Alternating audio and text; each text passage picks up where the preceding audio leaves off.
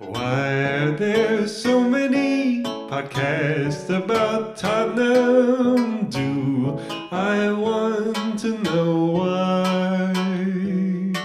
They might contain insight, but mostly delusions. If I hear one more, I might die. They don't like Levy and they don't like Enoch. They pine for Moo and Conte. Someday we'll like 'em, old Tottenham Hotspur, the podcast Clout Chasers and me.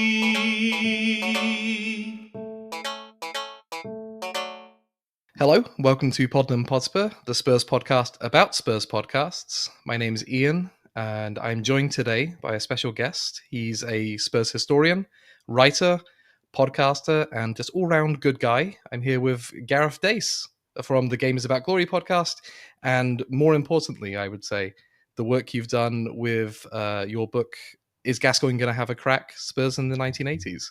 Gareth, how are you today? I'm very well, thanks, Iain. And you've just been slightly guilty of combining two of my book titles there. Did I? Because, is Gascoigne going to have a crack at Spurs in the 90s? And I think you're probably thinking ahead or thinking back in some ways to Hot Shot Tottenham, which is my second book, which will be out in September this year about Spurs in the 80s. Oh my goodness, that's because I have a browser window open up with Hot Shot Tottenham from the Waterstones page. Well, that's a great start. How are you doing this weekend? We are recording just a few days after Ange Postecoglou was, I don't want to say surprisingly sacked. I think a lot of us expected it, but maybe the way in which it happens was a little bit surprising. So how are you feeling?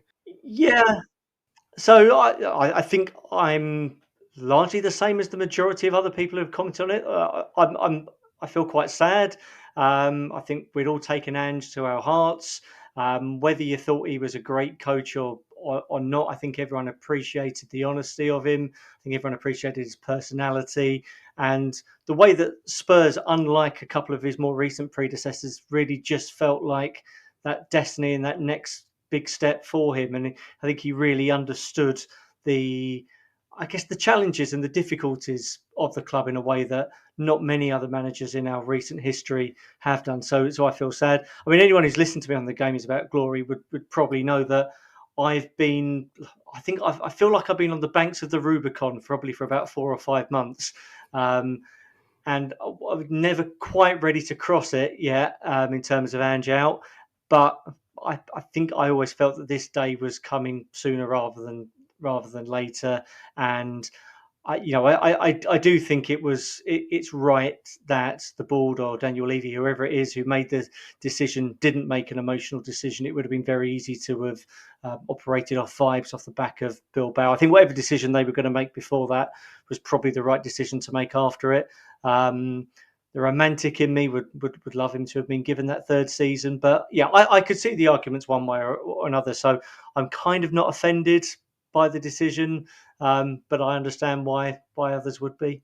I think people just need different amounts of time to process and move on, and we just have to be aware of that. I think I'm moving on pretty quickly now. He gave us something great. I think it'll be interesting to read your book, as you mentioned, Hot Shot Tottenham, Spurs in the 1990s, was it? Spurs in the 80s, because of course Keith Birkinshaw left after the last UEFA Cup win. It's a very strange echo that's resonated across time. Yeah, it's all a bit of history repeating itself.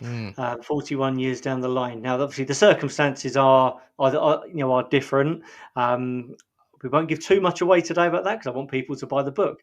I know many people will know the story behind it, and that's where the famous quote that Keith Birkinshaw never actually said about there used to be a football club over there really stems from. Having won the UEFA Cup in 1984. But I guess another historical fascination for me, and I've had this one up my sleeve for a while, which is that Ange now becomes the first proper manager since Peter Shreve, who succeeded Birkinshaw in 84, to have joined the club and left the club in the off-season. Every manager we've had since then has either been hired or fired during the season. Wow, yeah, I'm trying to think that. Yeah, you're right.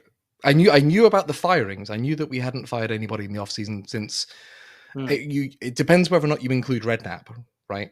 Yeah, Um, yeah. Well, yeah. but he wasn't hired in the off season, That's it. No, he was hired mid-season, wasn't he? famously. From Ramos. Yeah, that's Yeah, it. I mean, there was the couple right at the end of the Venables era when he was effectively the general manager of the club. When Peter Shreve came back and had a season, then you had Clements and Livermore. But I'm still regarding Venables as being the manager overall, and he did leave in the off season, but he himself only joined mid-season. So this is something that Spurs have been doing for the best part of 40 years until Ange, and at least it makes it more of a clean exit and departure. I think when they do actually leave in the off season, you are giving the success of that pre-season period to try and get some of their own ideas into place, and you're not just playing catch up. do you think that's the pressure of us as a kind of glamour club, that we have expectations that need to be met? We definitely do have expectations, and we usually find once we've lost a manager that I know that this is what the chairman gets accused of, but I think as a fan base, collectively, we often pivot to wanting the exact opposite thing that the previous manager didn't have, and yeah, you read 100 different people's opinions, and you'll get 100 different suggestions, I guess. But what do we want? We want someone who's going to play good, air quote, Tottenham style football, attacking football. But we also need someone who's going to not only win a cup, but also going to be competitive in the league. Yada yada yada. It goes on and on. What those expectations and demands are. And you can see that in your book. In Gascoigne is he going to have a crack? That's close enough, right? That expectation on the Spurs style and the Spurs DNA. That was, Yeah. as somebody who I was 4 years old at the turn of that decade, so my memories of it are a little hazy. I was basically what I could ever get on on TV, Match of the Day or Shoot Magazine or whatever. But just seeing the Spurs attacking philosophy being something that the fans demanded, it really puts into context a lot of what I hear today. And I think that that's a really good reason for people to read your book, is that, you need to learn your history. The book itself is an interesting one. It charts both yourself and the club across the decade, season by season. So each chapter you have a little breakdown of where you were at personally as you moved up through school and left school and got a job, but also the club. It's an interesting one because the decade starts with a cup win, ends with a cup win, and has a lot of chaos in between. How do you think that affected fan culture at the time? Yeah, I mean, interesting question. And of course, we are talking about, believe it or not, for some of the younger listeners, there was a time before social media and even the internet, actually, going right back to the start back of the 90s. A wonderful time. Yeah, I mean, obviously, you and I will both probably look back at the period with slightly rose tinted glasses, and it's never perhaps as enjoyable as I'm going to make it out to be now. But I think just the concept that you went to a match on a Saturday afternoon, they did generally all get played on a Saturday afternoon. You discuss the game on the way home with your friends. It might enter the playground conversation briefly on the Monday morning, and then you kind of forgot about it. You didn't have how many? Well, you'll know better than anyone. 61 different Spurs podcasts to digest, plus Twitter, plus Bluesky, plus Facebook, plus everything else, plus Sky Sports News going on until the next game. You kind of had that clear marcation between that game's finished. On Friday morning, I'll start thinking about tomorrow's game again. Or you had to live with the same data point, right? You didn't have new information, new analyses coming out, changing what you were thinking, especially as a child. You were. Yeah. I hope kids nowadays aren't doing that. But myself, like I said, it would be poring over Tottenham Hotspur like merch catalogs or the newspaper. You get maybe a couple of inches. So it was a very different time, and I think that does lead into a little bit of the skittishness that we see nowadays. I think so, and I think you see that more in the off season actually than you do during the regular season. So we're in the off season at the moment now. Clearly, we've had quite a cataclysmic announcement on Friday, which has dominated. But I had made it my intention actually to try and go through June and July almost completely cold turkey. So to pay as little attention as possible to social media, because I think if you are being reminded hundreds, if not thousands of times indirectly every day that we haven't signed a player yet. Oh, Liverpool have just put in a record transfer bid for someone. I think Brighton have bid for a Greek player this afternoon. And you know that the way that gets regurgitated through social media, through certain podcasts, it's Spurs are inactive in the transfer market. And that is just become multi-layered and multi-layered. And you're just reminded of that. And it is perpetuated in a way that it can completely overwhelm you. Whereas I think where you didn't have access to all those platforms and all that material there, you probably didn't give it a great deal of thought. I mean, you also just didn't have this volume of information to be able to pick from. Even aside from other people's opinions, you couldn't just pick up and watch the Greek League or MLS or an under-21s, England game. Yeah. I see Mikey Moore captained and got a goal for the under-19s today. I think that might have been on the news briefly, but it wouldn't have been this huge deal like it is now. Like you just see people talking about it on Twitter or whatever. So what was it like seeing Spurs navigate the transition into the Premier League era? We start the decade in old Division 1, and then we have this influx of money. In your book, I think there's a really clear demarcation of the Premier League money coming in and how that changes basically everything. But from a Spurs perspective, do you think we capitalized on it? No, we definitely didn't, and we had a perfect opportunity to do so as well. So we start the 90s as one of the so-called Big Five. I don't know, the big ... is a fairly fluid term, and even now I think we're now probably transitioning from there being a Big Six to there being a Big Eight, and no doubt there'll be a Big 17 by the middle of the next decade. But yeah, back at the end of the 80s, Tottenham, Everton, Liverpool, Arsenal and Manchester United were the established Big Five. They were the ones who dictated the TV rights. They were essentially the driving force behind the Premier League coming into formation in the first place. And it's interesting if you to look at the 90s through the prism of those five teams. I mean, clearly Manchester United were the winners from that one. And that, perhaps one of the reasons, I don't need a fairly minute reason, because I think that Alex Ferguson is definitely the leading protagonist in that. But they had a guy called Edward Freeman, who had been in the commercial team at Tottenham during the 80s and had left Spurs to join Man United. And they reckon his acumen in commerce really helped to establish Manchester United as the behemoth off the pitch. We really are innovators in many ways, but we don't seem to get to capitalize on it. Like we either produce somebody who goes on to have a huge impact elsewhere. I think Terry Venables is our coach going on, and I know he'd been at Barcelona before us, but he goes on and leads England to some of our greatest England memories in Euro '96. Spurs has this really cool ability to be at the center of other people's stories.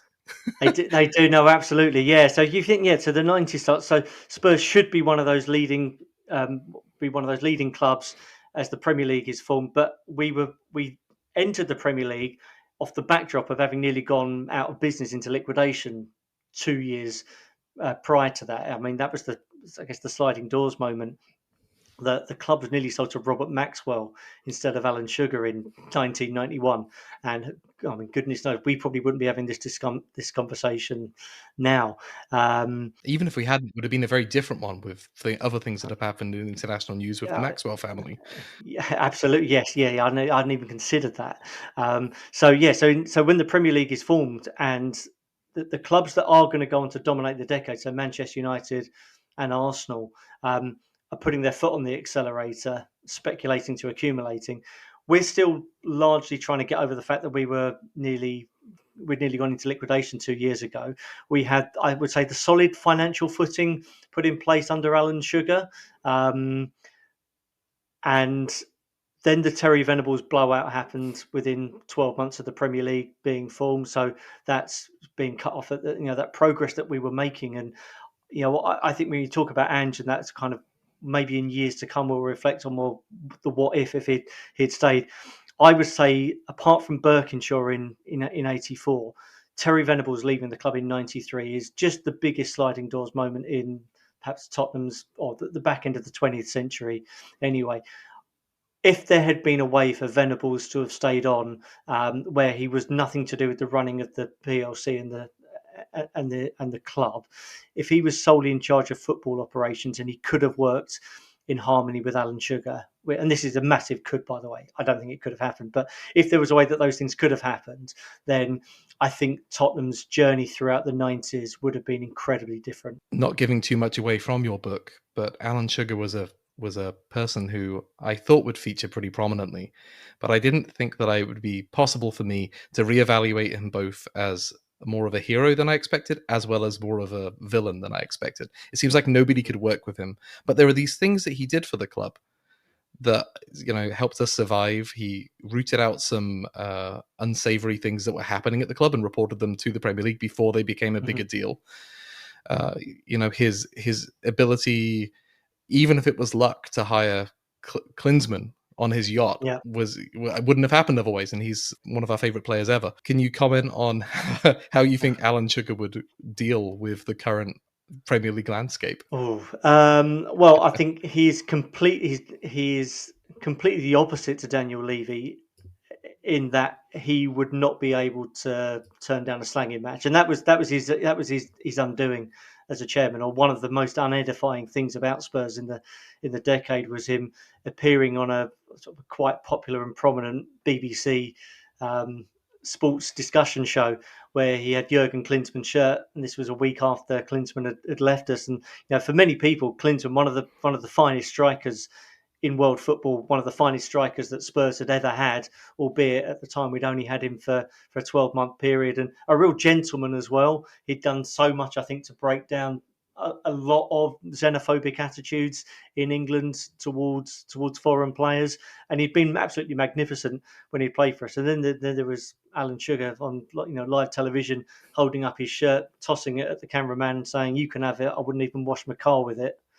And effectively implying that Klinsmann was a foreign mercenary, and that Spurs would be better off signing these foreign mercenaries like Dennis Bergkamp, who went down the road and did rather well for them instead.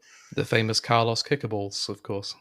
Carlos Kickerball, yeah, absolutely. I mean, quite how Tottenham podcasts would have reacted to that interview. I was thinking of how to frame that question. Is there a moment you think that Tottenham podcasters would have really excelled at covering? I would love to have heard your summaries after Venables was sacked, and that summer of '93. That would have been absolutely fascinating. And then that summer of discontent in '95, when it just felt like Spurs were downgrading in every possible area they could have done.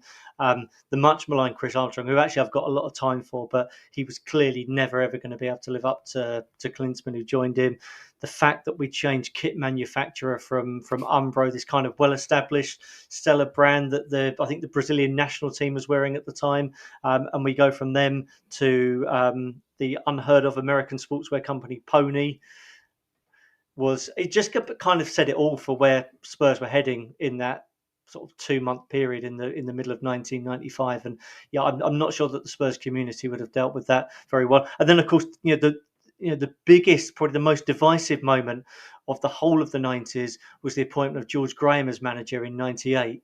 And I mean, many of your listeners now will remember the reaction to Jose Mourinho joining the club in 2019. And I know that was more than just Mourinho going, because we were also dealing with the grief of losing Pochettino. But lots of people didn't want Mourinho anywhere near the club, regardless of what they thought of Pochettino. But George Graham coming in '98, it was the ultimate. It was the ultimate decisive issue. I think that Mourinho coming in actually helped me recontextualize George Graham, because I was alive and I was watching football, but I had Power Rangers and other things in my forefront of my brain in the early '90s when George Graham achieved such success with Arsenal. So when he came in to Spurs, I knew it was a bad thing. I knew my dad wasn't happy, but I didn't quite feel why. Maybe could be told why, but I didn't feel it. And it wasn't until Mourinho came in and I went, this is why it was such a bad choice. But of course, it ended up getting us a cup. So that was the thing that we absolutely craved at the time. We'd gone the whole of the 90s since winning the FA Cup in '91, and 8 years at the time was a long time for Spurs not to have won a trophy, or at least even to have challenged for one. We hadn't been in any finals between 91 and 99. And this was just off the back of Arsenal winning the double, not only winning things, but winning things in a style of football that Tottenham was supposedly synonymous with. So that real desperation to win something made George Graham's appointment slightly more palatable for some people. Yeah, I mean, the manager turnover is insane in the 90s. As I was reading through your book, season by season, chapter by chapter, I'm seeing us move from Venables to Shreves to Livermore to Ardiles to Francis to Gross to Graham, with caretakers providing not insubstantial amounts of time at the head of the club too. And it just made me think about people now who have complained about the manager churn and being sick of it and wanting to stick with Ange for that reason, as we move from Poch to Mu to Conte to Nuno to Ange and now whoever else. I don't want to speculate on who that could be. Do you think that reading your book will help people have some context and maybe settle a little bit that this is perhaps just part of football, that you turn over managers? Or do you think it's been two exceptional cases? No, I think, I mean, certainly going through, so prior to the 90s, Tottenham's managers, you've gone from, go back to Bill Nicholson in 58, who did 16 years through to 74. We then had this really bizarre period where they appointed an ex-Arsenal captain, Terry Neal, was manager, who was in charge for a couple of years. Then Birkinshaw comes in 76 and is there until 84, and he survived a relegation. And then we went through the downs, but then the really significant ups at the early 80s. It's only really once you get beyond Birkinshaw that Peter Shreve has 2 seasons in charge, and that was an internal appointment.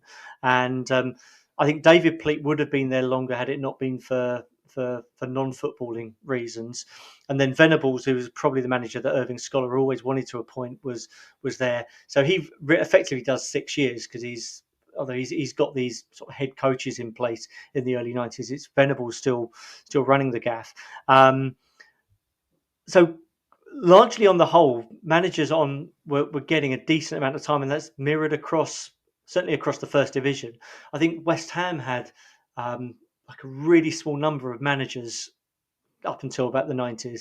Managers stayed in place for a long time, and I can remember. I mean, the mid so much changes in football. They say that the 90s was a really revolutionary period, and it is for many reasons. And one of them, I think, is that need to have things done and done quickly. But it really came to a head, I think, when Gerry Francis was manager. I spoke to Gerry Francis in the book. I was really pleased that I had the interview with him, because he provides a lot of context and insights. He was actually our longest serving manager of the 90s, so he was around for 3 years, which kind of isn't that long in the grand scheme of things. But actually, when you think about it, what would a manager now have to do now to get 3 years? But when things were starting to go south under Gerry Francis, and really it did go very, very stale, and it was stale for quite a long time.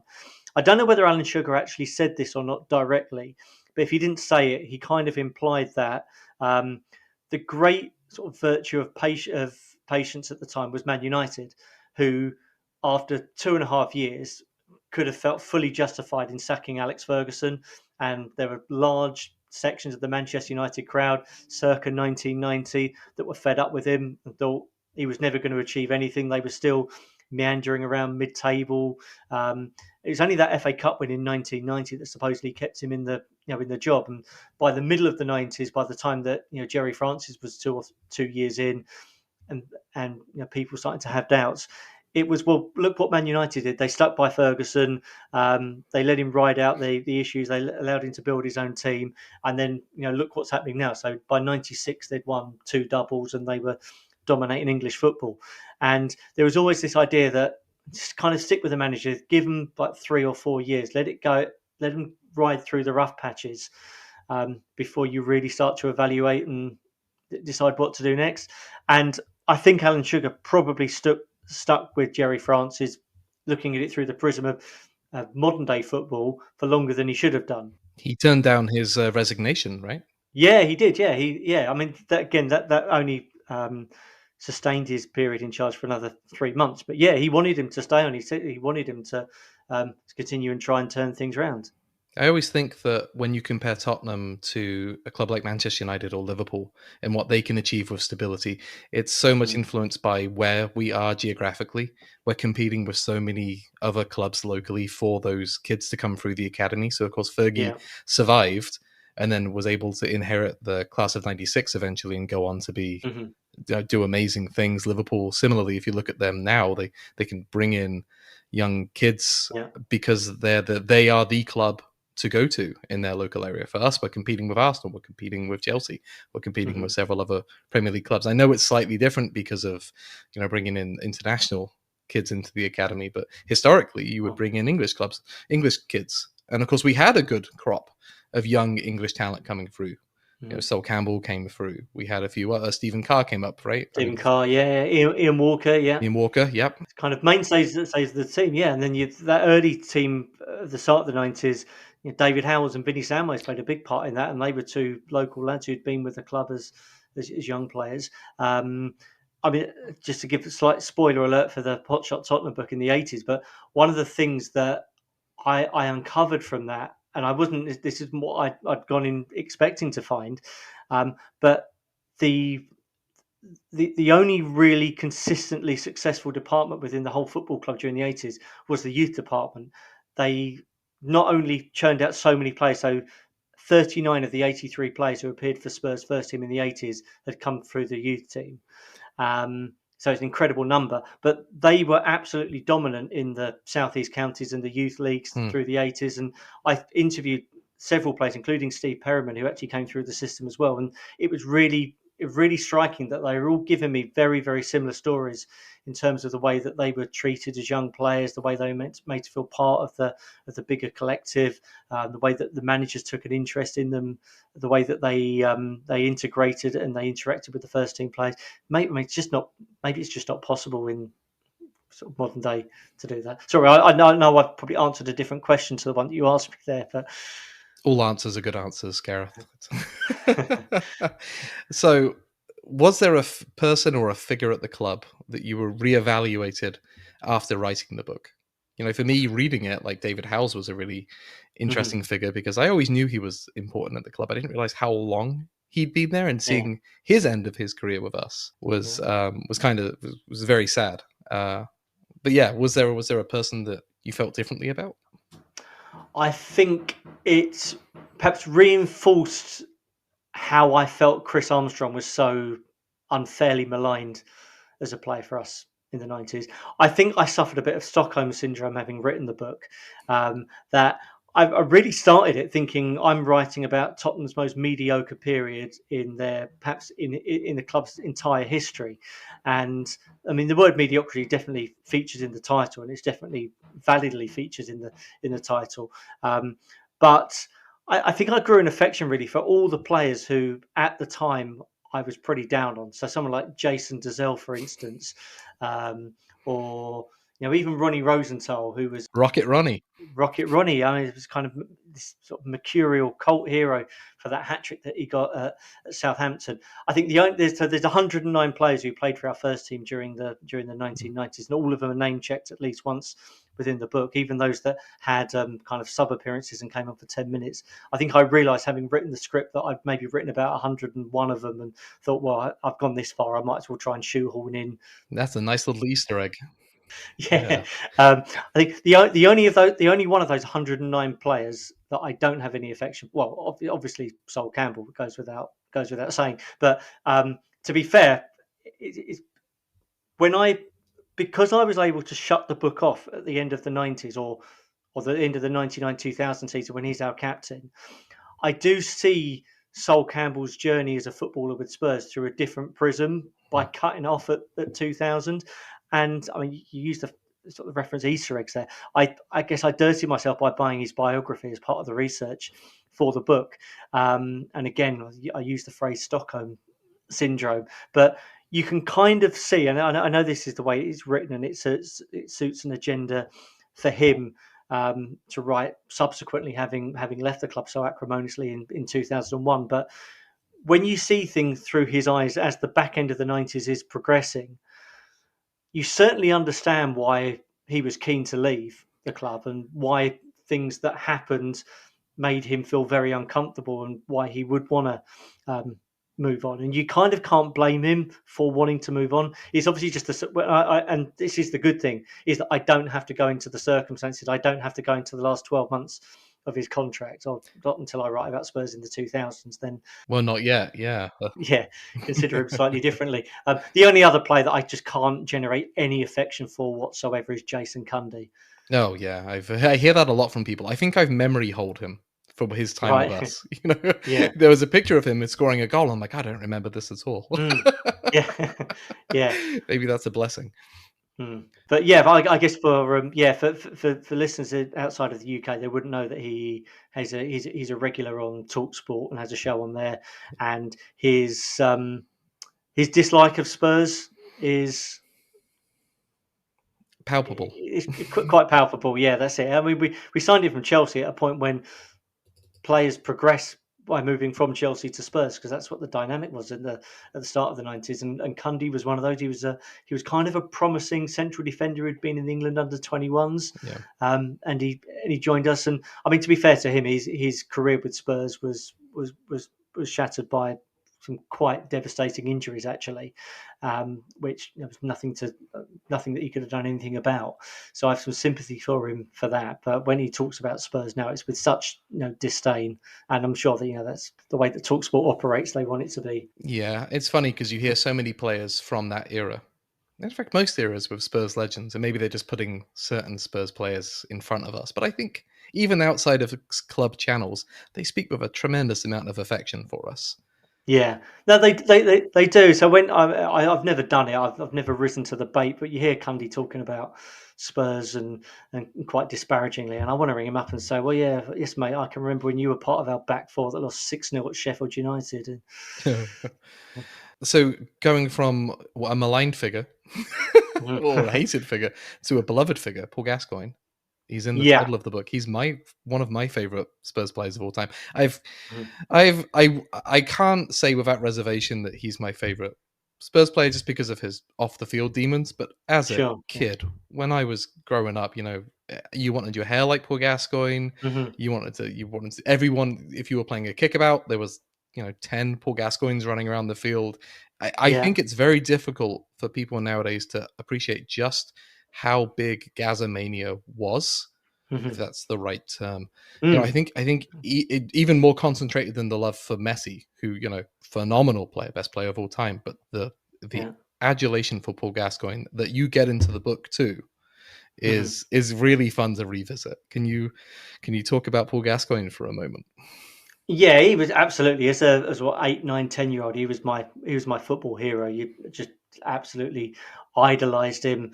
I just wanted to go in my back garden and try and bend free kicks, because that's what Gaza did. And the Cruyff turn when he did that at Italia 90 against the Dutch as well. That was something we were all trying in the playground the next day.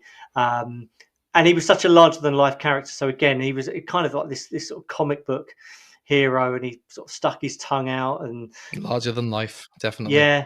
Pulled funny faces at the at the camera. And then he had, I mean, he's just so ubiquitous around that period of 1990 in popular culture. There was the spitting image doll of him made, which usually was a sign that you'd made it. That's something to Google if you've never heard a spitting image before. But he turned on the Christmas lights. He had a number 2 in the UK charts with Fog on the Tyne. He was just a brilliant character and a quite incredible footballer.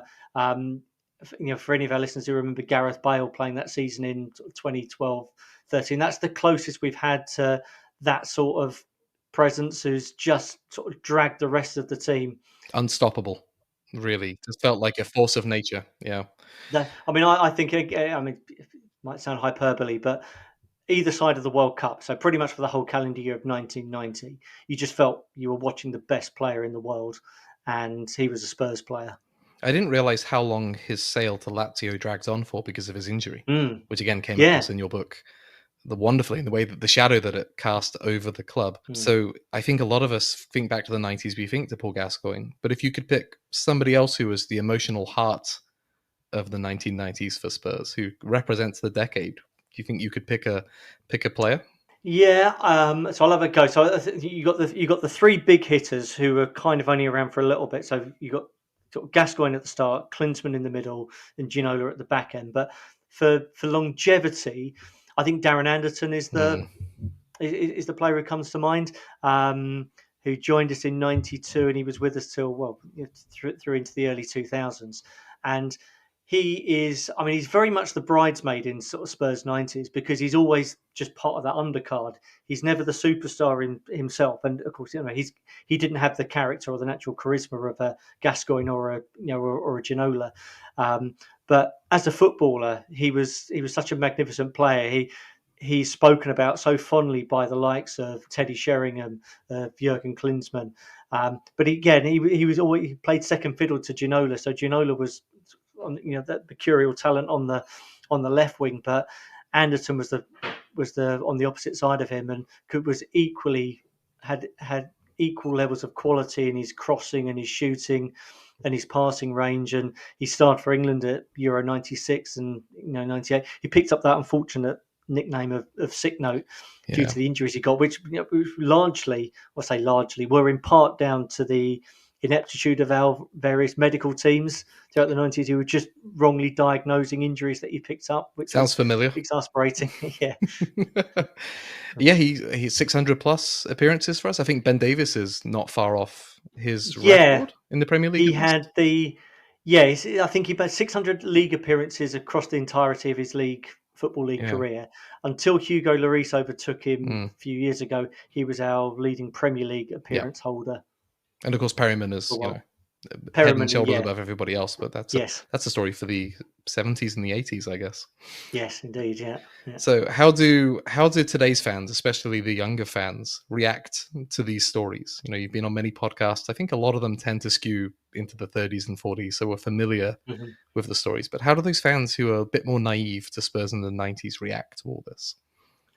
Um, I mean, good question. I mean, so the majority of the feedback I've had has, of course, been for people who are sort of our age who did remember it at the time and have lived through it, and even fans of other clubs Mm, have read it and commented. And I did make a point of trying to reference some of the more sort of macro football climate throughout that period.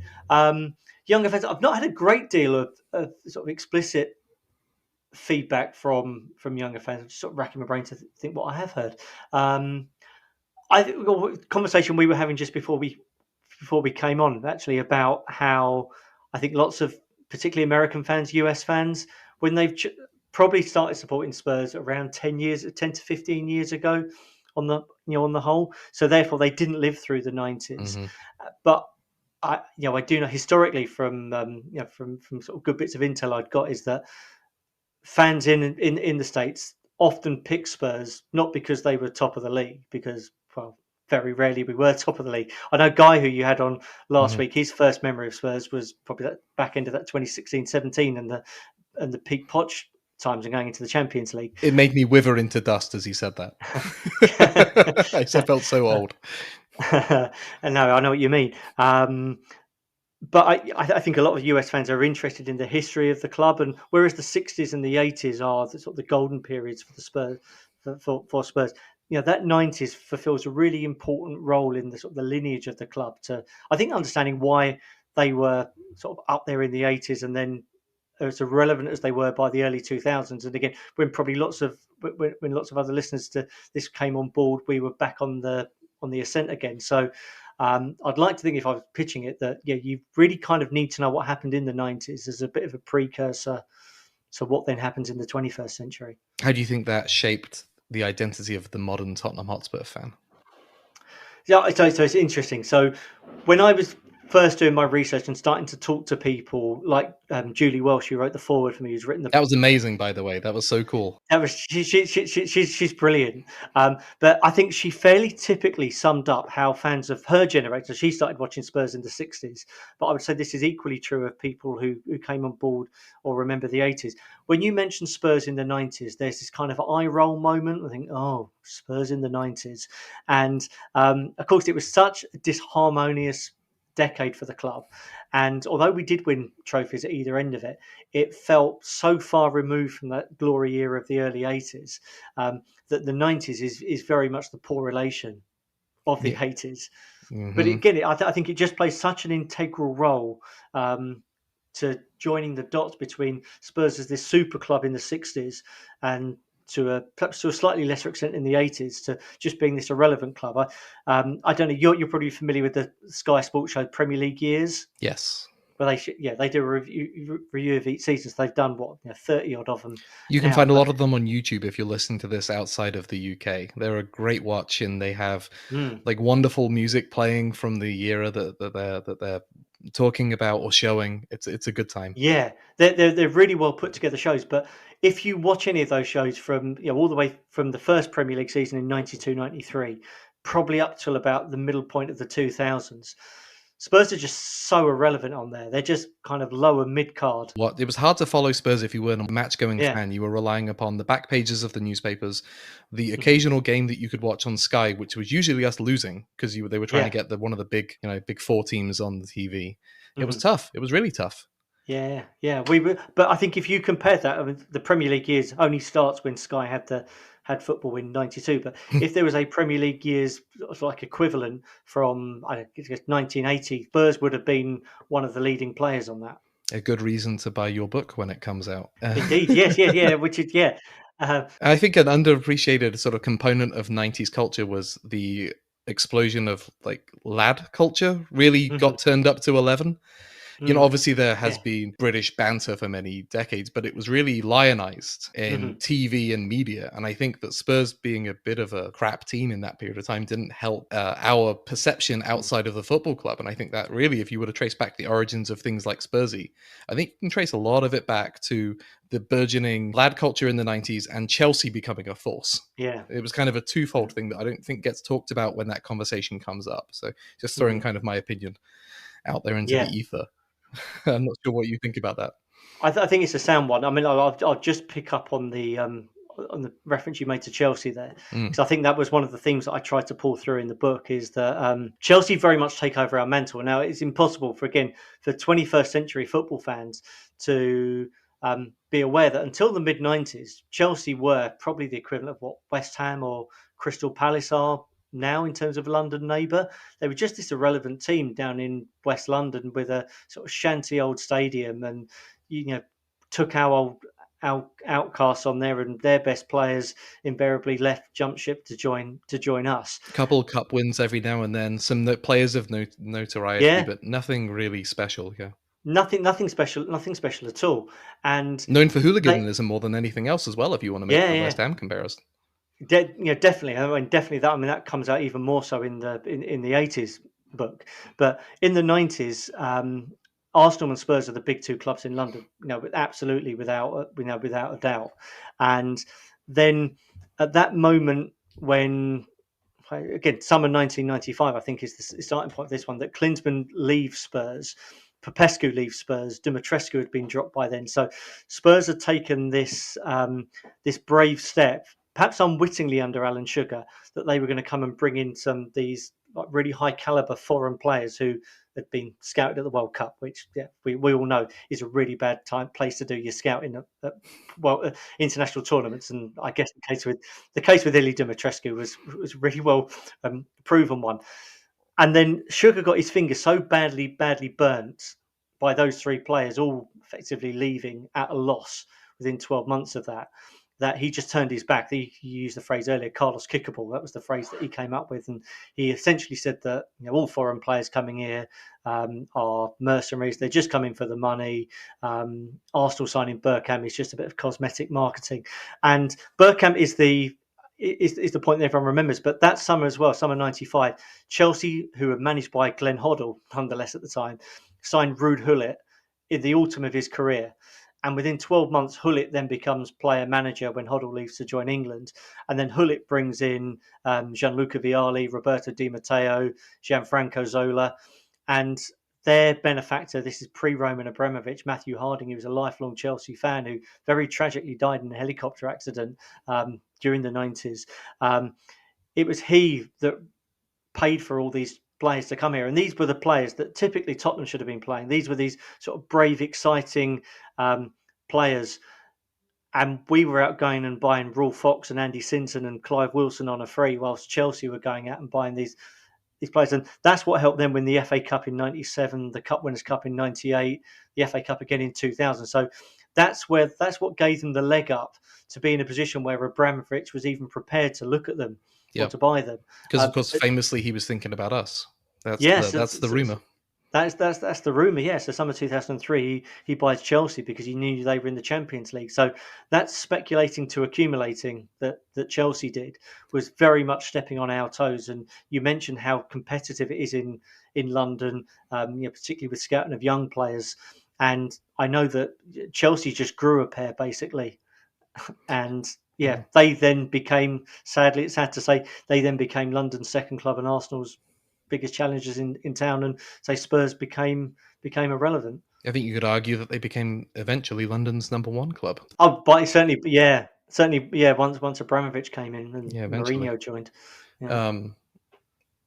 So Ken Bates would have come after Harding. I was trying to put this together in terms of timeline because as a kid, I remember Ken Bates being on TV all the time, like Alan Sugar. Yeah.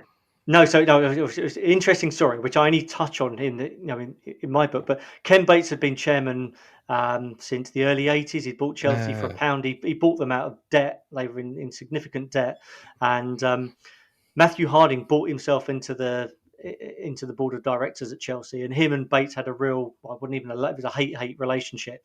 But Harding, I think, had ambitions to take over the club, and Ken Bates didn't want him to. And there's a real sort of bitter exchange of words between the two. Harding, was just bankrolling players, which I guess Bates had to go along with. And there was certainly no love lost between the two of them at the point that Matthew Harding passed away. So Bates then, I guess, reaffirmed himself as the chairman and the owner and the leading shareholder in the football club, and then it was he who sold it to Roman Abramovich. But I mean, Chelsea, I'm going into a slightly different topic here, but I think Abramovich really bailed Chelsea out because I think Matthew Harding's estate, don't quote me on this one, this is a very, very kind of surface level take of this. Matthew Harding's estate wanted their money back, and had Chelsea not qualified for the Champions League in 2003 and not had that revenue promise that was definitely coming in at the time, and Abramovich, they would have been in really significant financial trouble that summer. They turned into a very lucky club, it feels, in the mid-90s through to today. It felt like they sold their soul to the devil. And we became quite unlucky, I would say. And there's a sense of everything old is new again in what you're talking about in terms of Chelsea splashing the cash, acrimony in the boardroom. Of course, Bowley had a partner not too long ago. Yeah. And you look at the way that they're spending and buying players and trying to speculate to accumulate. But you look at Tottenham and we're very cautious. We were very cautious under Sugar. We were very cautious now under Levy and Enoch, and we don't quite know the full reason why. But I think that it's good to read your book and get a sense of just how we've changed and also stayed the same. For sure. And then if you want to find out what happens when you do the exact opposite of that and you spend beyond your means, read Hot Shot Tottenham about Spurs in the 80s. I'm very excited for that. I've heard you talk about those years on The Game Is About Glory, and I really want to learn more about the leadership of the club at that time. You don't just have a very good manager like Birkinshaw walk out without good reason. So I'm excited to read about that. What do you hope readers take away from Is Gascoigne going to have a crack? Beyond the results, beyond the statistics. Yeah. So I would hope they, just understand the irreverence of being a Spurs fan in the 90s. And, well, not so much at the time, because you'll probably feel my own personal anguish and pain as you read my personal take on what each season was like. But being able to look back at it, with a bit of time and with a bit of distance. But I always think that if you could support Spurs throughout the 90s, then you're going to be a fan for life. If that doesn't turn you off the club, some of the mediocrity of the of the 90s, then you're there for life. So I think it's hardened me as a human being a Spurs fan during that period. You must be like a diamond after the last 17 years. It was so hard. I'll drop a link to your website, to where people can buy on Amazon. Is Gascoigne going to have a crack? Mhm. The pre-orders for Hot Shot Tottenham are open now, I believe. They are on Amazon. Yeah, Yep. yeah, you can pre-order on Amazon now, and yeah, it's really helpful. Even if you've got no intention of buying it, or if you're thinking about it as a potential Christmas present, put it on your wish list, because if you put it on your wish list, it bumps it up a little bit through the Amazon charts. That makes it more visible. Yep, and that's available September 15th of this year, I believe. September the 15th, indeed. Yeah, Yeah. but buy a copy for yourself, for your granny, for whoever you think might be interested. I bought 2 copies of the 80s book, one for me, one for my dad, for Father's Day. So Brilliant. I'm doing my part. Thank you very much. It's all very, Everybody very should much read it. appreciated. I Yeah, really yeah, think people yeah. should. I think also people should. I don't know what the current status of the Spurs historian is. I know we've had historians in the past Mhm. at the club. Very famously, I forget his name. Len Was it- something passed We away. had Andy Porter was Andy the Porter. official club historian for a very long Yeah. time, and I met him on a few occasions. He's a very nice man, and as you can imagine, completely and utterly dedicated Yeah. to Spurs.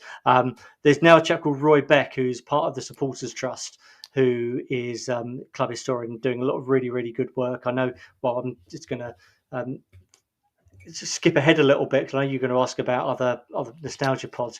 He is a big part of the Spurs show, a running history of the history of the football club podcast, an entire series covering the club's origin in 1882 to the modern day.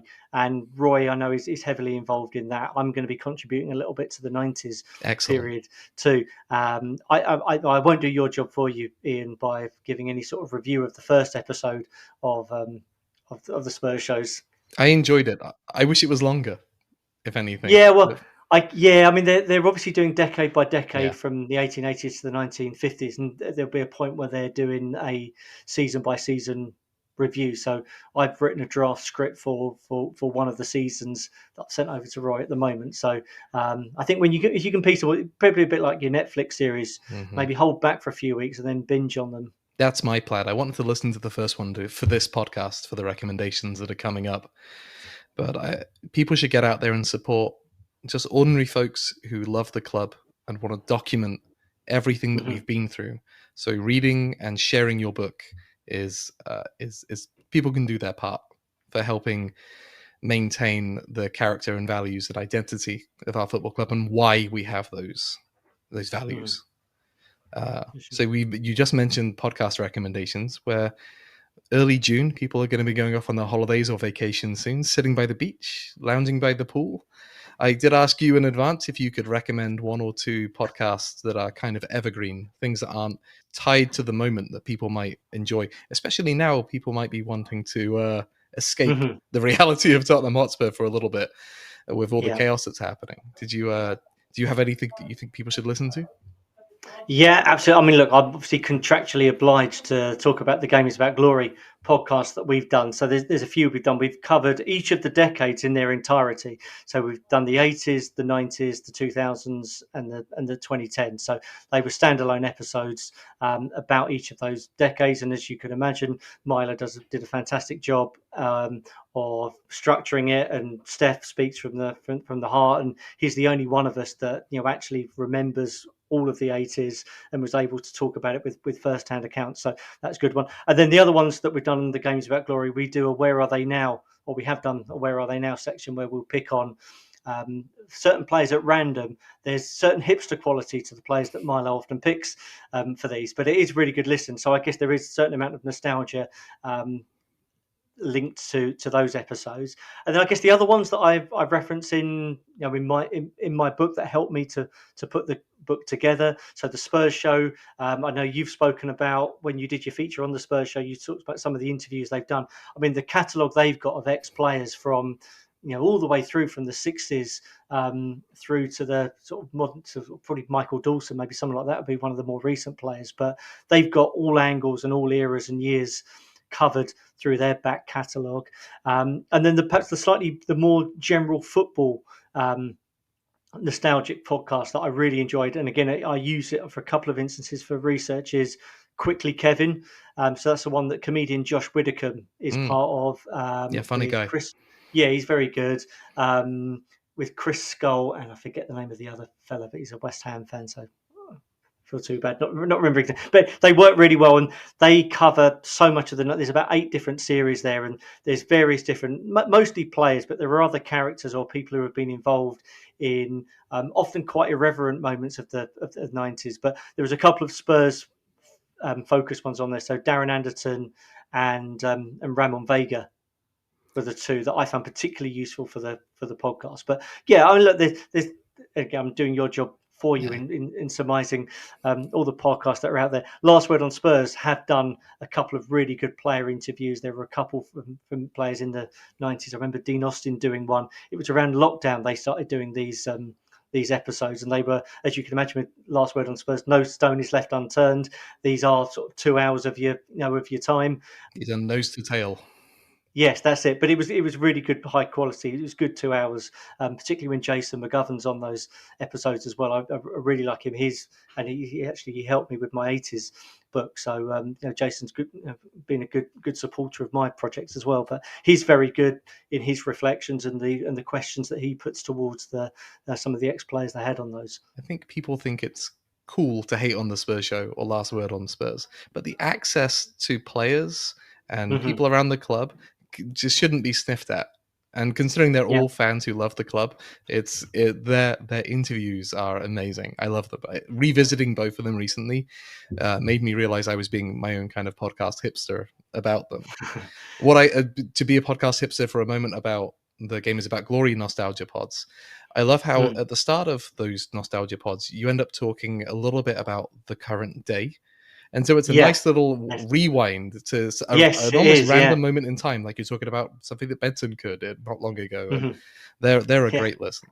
I really enjoyed being part of those ones, yeah. And, out of all the podcasts that are out there, you are one of the podcasts that most firmly remembers our history and incorporates that into everything we talk about. There are some which are very forward-focused, very in the moment. You guys have a very long range over which you're thinking about the club, very far in the future and very far in the past, and it's a skill to be able to communicate that effectively. Sure. Well, yeah, I mean, I've been a huge advocate of anyone studying history. I studied history at GCSE and A level, and I think just as a practice, just having that recognition of being able to pick up certain reference points and understanding kind of that mirror into today's world sometimes can be a really useful tool for you to have. My pick for a nice historical podcast for people to listen to is the It Was What It Was podcast, which is hosted by The Overlap. Jonathan Wilson, Rob Draper feature, and they produced a 4-part series on Bill Nick and his time at Spurs, from player through to manager and, president. I forget what his role was. He was, president.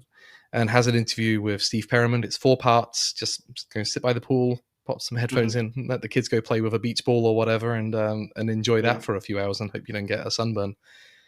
So I'll try to drop these into the show notes for anybody who's interested in listening.